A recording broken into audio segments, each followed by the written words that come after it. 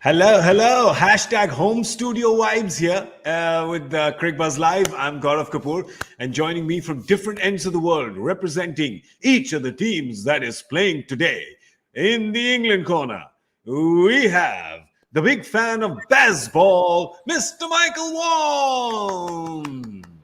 Good evening. Good evening. Tonight you get Joss Ball. Get ready. We get Joss Ball. We've got Joss Ball on this side. We've got Boss Ball here because we got the boss of the Mumbai team. We've got Zaheer Khan cheering for India from the India corner. Yay! Thank you, GK. Looking forward to it after a long time. Long time doing a show with you and Michael as well. And long time I've been on an English show, so looking forward to that as well. I've been doing I've been doing a lot of Hindi shows as well, so I had to open a lot of drawers and cupboards today to find all my English words, and I think I may have found most of them. But for England going into this T20 series, Michael, I think they've got an unfair advantage because they already played T20 cricket on the last day of the Edgbaston Test and the second last day as well.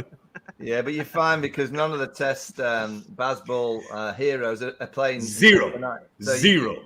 You're absolutely safe that Bazball's not arriving into Southampton. But you know the white ball team of England, they've been playing, I'll keep saying the Bazball way in Test cricket. They've been playing that in white ball cricket for pretty much 7 years now. So it's a new era. It's a new leadership group in terms of Joss Buttler, Matthew Mott, but it'll be exactly the same kind of style. Yeah, Joss Buttler. He's just a word on Joss Buttler taking over the captaincy, Zach. Well, I mean, how fantastically well he was playing in the IPL. He's someone who's been a match winner, and in this format, white ball cricket, one name you have to be watchful if you're a bowler is Joss Buttler, and with more responsibility, I think his game will flourish even more. Is what I feel. He's made that statement as well, right? Like he wants to look at taking more responsibility, lead from the front, lead by example. And when you're approaching the game that way, I think with his style of play, if he's maintaining that, not really curbing his instinct, I think he'll be a destructive force, in this format for sure. Yeah, that's not his statement. That's a PR firm's written that. That's not his. His statement is going to come with the bat, and as Zach is saying, that if you're a bowler, you got to watch out when Joss Buttler's batting. Also, if you're one of the spectators, you really got to watch out when Joss is batting. But for Michael Vaughan, we must ask him bit of a moral dilemma for you because I know you're very fond of Ewan Morgan as well. So sad to see Morgan go, but happy that Joss Buttler's got the job. So bit of a moral dilemma for you there. Yeah, no, not really. I think really good leaders know when to get out, when to maneuver themselves out of the team, and I always think good leaders.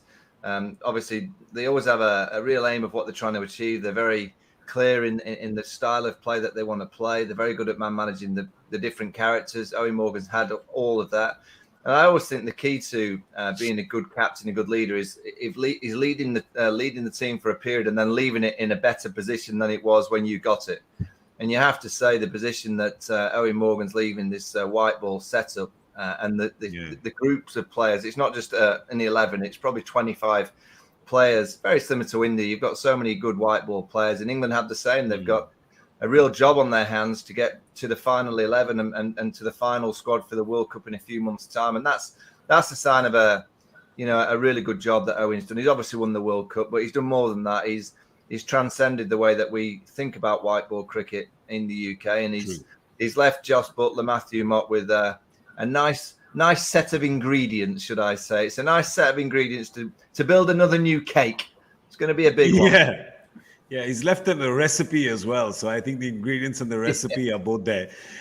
Zach, I'm going to ask you a question about the Indian team. There's a bit of a moral dilemma there as well, right? Because with T20 cricket, with white ball cricket, there's been a lot of R&D that's been going on. Of course, keeping the World Cup in mind after not making the semi-final, in the last one. So a lot of R&D going on there. But you're playing against an England team where you can't take too many risks. You can't be too cute, right? Because they're going to make you pay. So a bit of a moral dilemma there as well for India, right? Which way do you think they should go?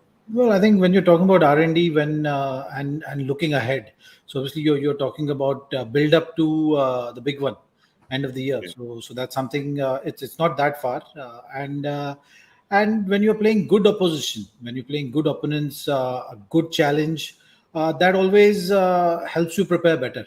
So I think it's about looking at all these series like that. You look at this batting lineup of England, and you know that they're not going to hold back. They're just going to Yeah. keep coming hard at you through and through. So I think it's going to be a good challenge for all the bowlers to figure out bowl under pressure, be ready with the pressures of the big game, and that's how I would have encouraged all the bowlers or all the team members to look at this the series.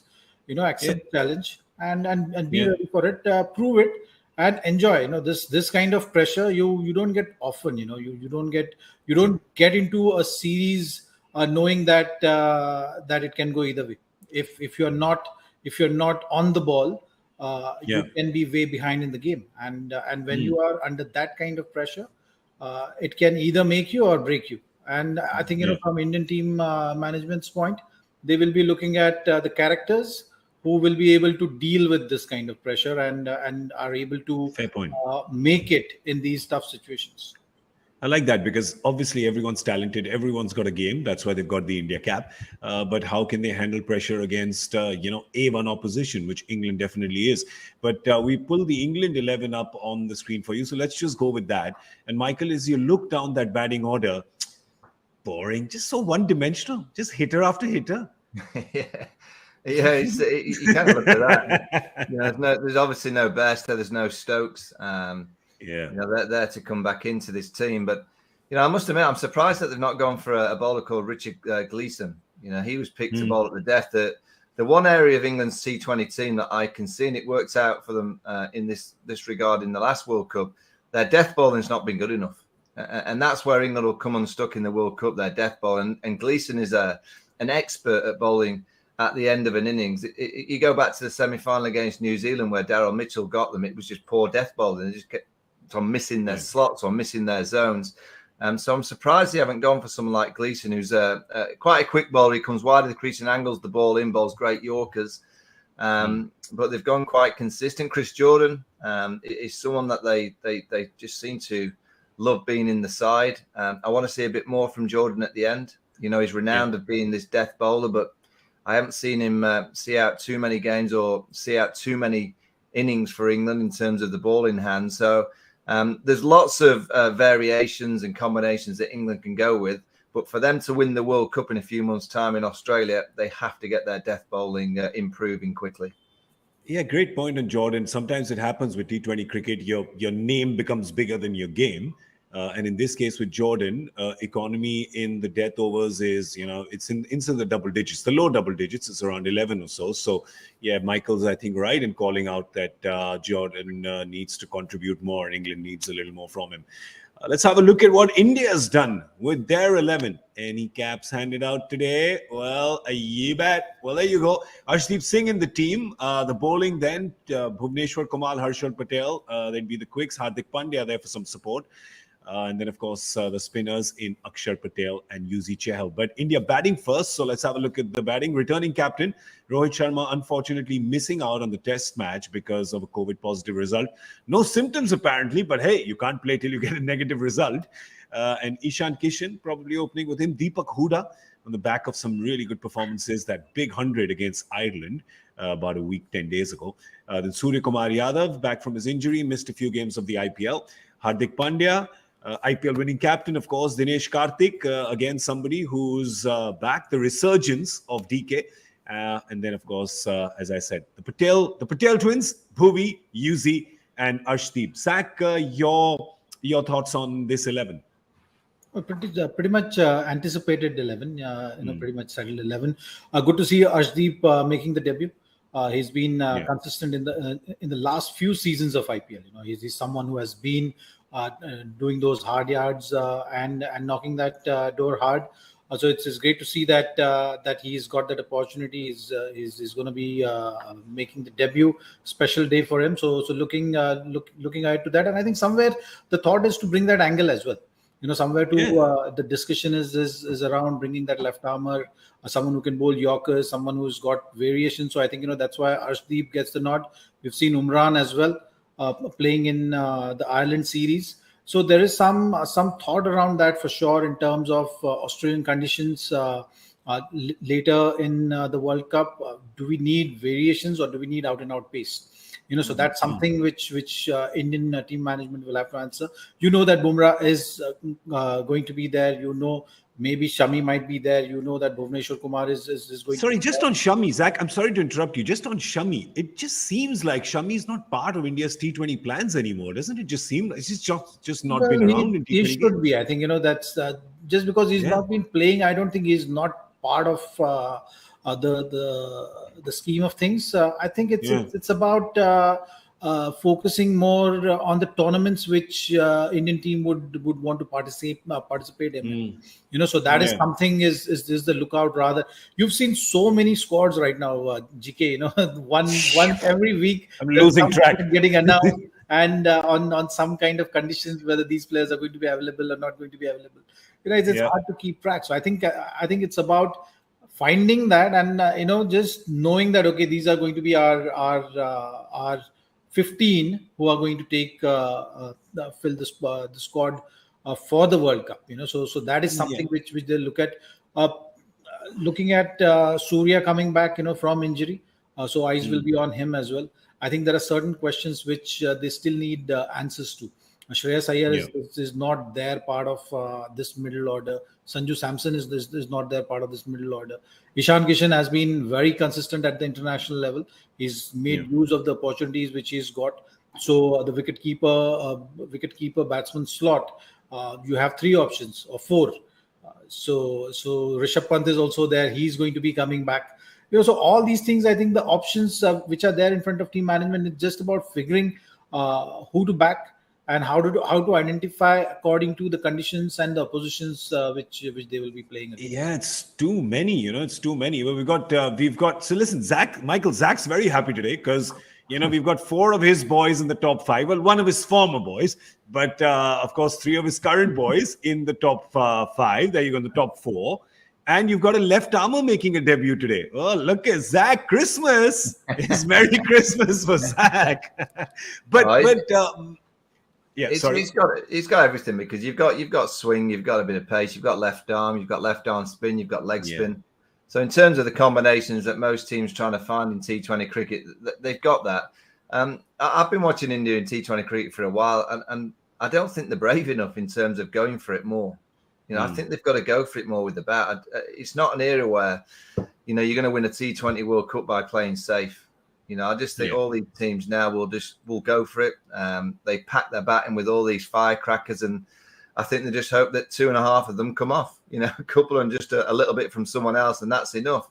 But you've got to be really, really brave, and that starts in the first 6, where it's just an open invitation to go hard in the first 6. You have to go really hard, and if you get through that first 6, it's not the era where you suddenly go, okay, we now settle in till overs 12, and then we go again. You've just got to keep going really hard and keep looking for the boundaries. That's what England will do. Australia, you look at that powerful batting lineup that Australia have now, that they just keep going hard. And the only advice I would say to India, don't die wondering, just go for it. You've got all the talent, you've got the ability. That top 5's as good as any in terms of skill. It may not have the power of some teams, but I think they've got the skill levels and they've got the players that can play all the different bowlers. So I just think they need to just be a little bit braver. Yeah, I think that's a very valid point you make about the T20 approach for India. And now, even more so, you feel that it's lacking because everybody else, it's not like India's kind of dropped their game in terms of being brave. It's like kind of stayed static, but everybody else has become braver. So suddenly you stayed in the same place, but you've fallen behind. So we'll have to see what the batting approach is today. We've got an Ask Cricbuzz live question, I think, which is on these lines as well. So let's pull that out. Hariharan, India has to finalize their top order in time for the World Cup in October. In this context, is Virat's selection a no-brainer, or is he playing for his squad in this series versus England? He's not playing today. He's not on the squad for the first game. But I think just a broader... Sorry, I'm laughing. Zach, go on. You dare say that Virat shouldn't be picked? Well, I mean, but you look at the kind of options which Indian team has. You actually Yeah. don't know what's coming, and you just look at the build up as well, and you have so many different names playing in different series that you actually don't know. You might have to make some tough calls, and I don't know how those calls are going to come, because right now, if you look at the T20 format, everyone is looking at a phase wise approach. So that's how someone like Dinesh Karthik has made a comeback. On the back of a good Yeah. IPL, but purely on the basis of finishing the job for your team. So teams are looking at a very specific role, and there has been a traffic jam at the top order. There's no doubt about it. There are too many options at the top when you look at number 1, 2, 3, 4. And that's something which team management will have to look at, what kind of approach they want. Like how Michael was trying to say, in terms of having an approach of going hard early and then trying to maintain that kind of approach. Then you are looking at strike rates, and if you're looking at strike rates, Yeah. and that's going to take the priority, then how are you going to look at the things? Are you going to look at names, or are you going to look at the numbers and the strike rates?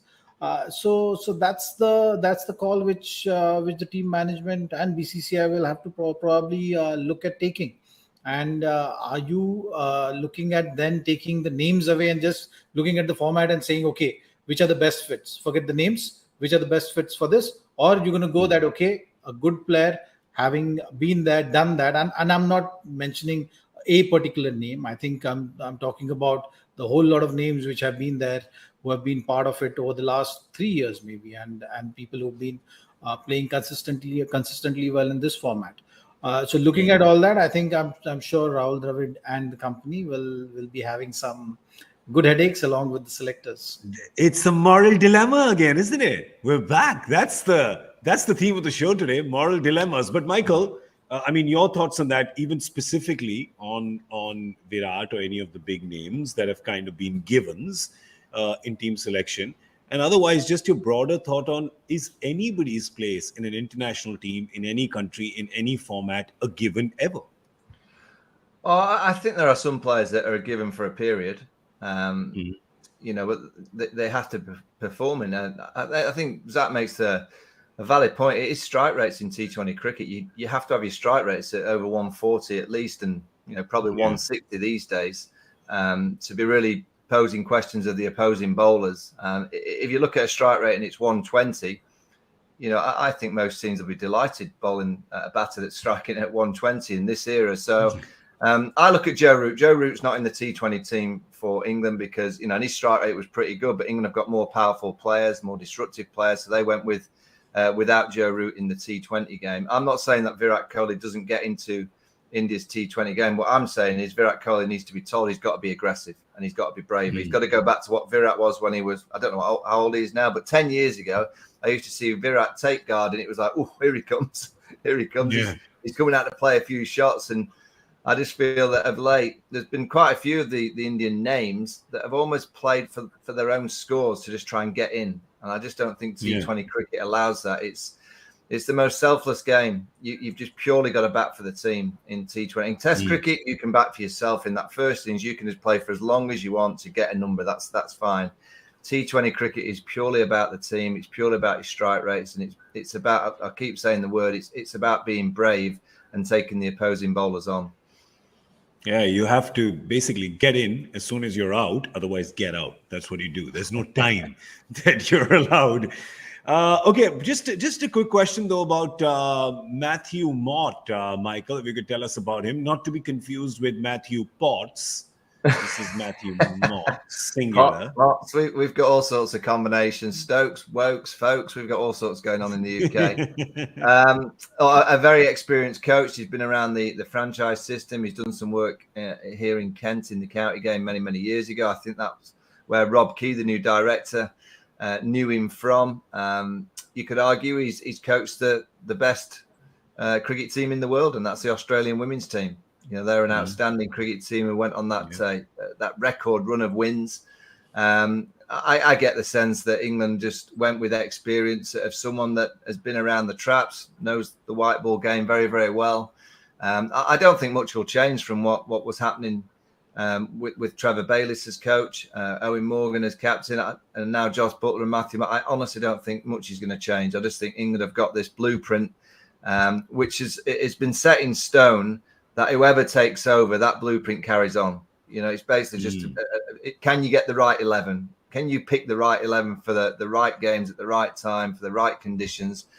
There's loads of players that he's got to pick from. And I guess over the next few months and next year and a half, it's about, when do you rest certain players? When do you bring them in? When do you want your main players playing all together? Because to win a T20 World Cup, you ideally want your best team playing a few games together, so they're used to the different combinations leading into the World Cup. And it's, I guess, the decision of the captain and the coach and the managing director as to when they go to, right, this is time to get our best players playing all together. And that's going into the T20 World Cup. And then obviously in a year and a half time, the World Cup in India, which is a completely different proposition to playing in Australia. So it's just about getting the right combinations, I think, for Matthew Mott. Yeah, and combinations is the issue that India is having as well.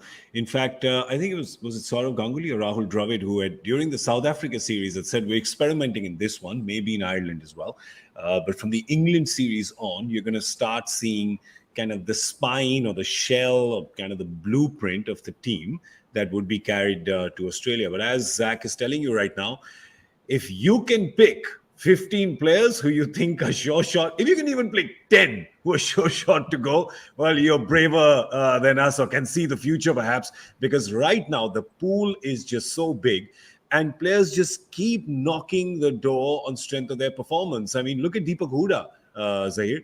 We saw him in the IPL. He was obviously given a little more responsibility by the team. He was shining through that. And then this knock that he played against Ireland as well. And he's just, there you go. Here's Deepak Hooda. Here's another problem, another one to add to the problem of plenty. It's all good problems, isn't it? Like he's come through the ranks, scored that brilliant 100, can bowl as well. I think one thing which you're trying to say and understand from what they meant by saying that, okay, from England onwards we're not going to be doing too much of experimentation. I think it's more to do with the blueprint or the skeleton of the playing 11. If you see, they've been consciously making that effort. They've been having 3 seamers, 2 spinners, and then Hardik to give that support, and one more batsman who can bowl a bit. One thing they've been very consistent with picking the playing 11. And I think that's where Hooda came into play, and that's where he fits the bill very well, because you want in your top 5 or top 6 at least 2 to bowl. And that has been the conscious effort from the team management, and that has been the blueprint. So you will see that consistently. You will see that Aksar, if not Aksar, who is that option? Is it Ravindra Jadeja or someone like Krunal? You will see the names there, but I think they're going to stick with that. They will have Chahal. If not Chahal, then Bishnoi. If not Bishnoi, then maybe Kuldeep. So those are the kind of patterns which we are seeing from this team management. So that is something which is the conscious effort which has been made. But as far as Hooda is concerned, top talent has got that ability to rotate, play that middle phase of the game very well, and if need be aggressive, attacking, and be right up there with the strike rates as well. Can be handy with a couple of overs. So that's another strength of his, which comes handy for his selection. Well, the thing though in Southampton though, Michael, is that teams batting first have had a bit of an advantage, even when you're seeing the domestic tournament, right? Teams batting first have been doing well. Defending has been more successful than chasing. Yeah, and I guess that's why Rohit's decided to get runs on the board. I mean, it's a big ground. It's probably the biggest in England. I'm pretty sure I'm speaking the truth there. It's a monster. It really is. We lived there for the summer of 2000, when it was COVID. We basically stood at this huge, on our balconies, looked at this monster of a ground. So I think spin comes into it massively. I think quick bowlers bowling into the surface, getting the batters hitting square. But it's the one ground I think that spinners really like bowling at, because most grounds now, and that's in India and across the UK, it's really just one little step flick and it's in the stands. Whereas here is the one venue where that's quite a hard shot to play. The step hit here, it's a big blow down the ground. So I think the spinners, I'm not so sure they lick their lips bowling in T20 cricket, but there was ever a venue to lick your lips as a spinner. It's down in Southampton. Nice. That's why India has 3 options, as you say. Well, like Zaheer just told you, Deepak Huda is handy with a couple of overs as well. And then, of course, you have Akshar and Yuzi Chahal. All right, we've got a joy factor question. Talking about moral dilemmas, there's never a moral dilemma with this question because, the question comes and none of us can answer it. And then 1 or 2 people go, yeah, we can probably answer this. So there you go. Praveen Jayavikrama is the 10th cricketer to accomplish what particular feat in Test cricket? A particular feat. Who was the 9th? I have no idea. Like, I don't even know. Like, I wouldn't have been able to spell. I wouldn't have been able to spell Jai Vikrama if somebody had just said it to me. Now we know he's 10th on something. We need to know who 9th is. How? Joy, what do you think? What are we, with the CIA, KGB? Like, what do you think we're doing here? What's going on? If you know the answer, because I'm sure some of you do, because you're all rockets when it comes to these kind of questions, please send it to us, #Cricbuzz Live. Also, tune in to sign up for Cricbuzz Plus. You can unlock some exclusive ad-free content on Cricbuzz Plus. We've got some amazing video as well as written content there. So go and sign up for that. Our prediction game. All right. Southampton, big ground. You've seen it standing on the balcony of that hotel. We saw it. We saw it on the telly. Saw it. Do you have a nice view? Were you like right behind the keeper? Very right nice. Behind? Just very nice. Fine leg, maybe? You could go to bed in between your commentary stints. It was lovely. That's what I do. How do you know what I do at home? That's exactly what I do in these shows. Great. So, Michael, we'll go with you first. Your score guess. Wait a minute. I'll speak to my little minions. Your genius. 174. 174. All right. 174. Big ground, but that seems interesting. Zaheer, yours? You're calculating in the background. I could just see it at the back of your head. Yeah. Wheels are turning. I'm going to go higher. I'm going to go higher than Michael. I'm going to go with 180. I think this series is going to be a high scoring series. That's my gut telling me. Let's see. Nice. So I'll go with your gut, then I'll go even higher. I'll go 190. 191. There you go. 174, 180, and 191. Those are our score guesses. The first of 3 T20s to be played between India and England.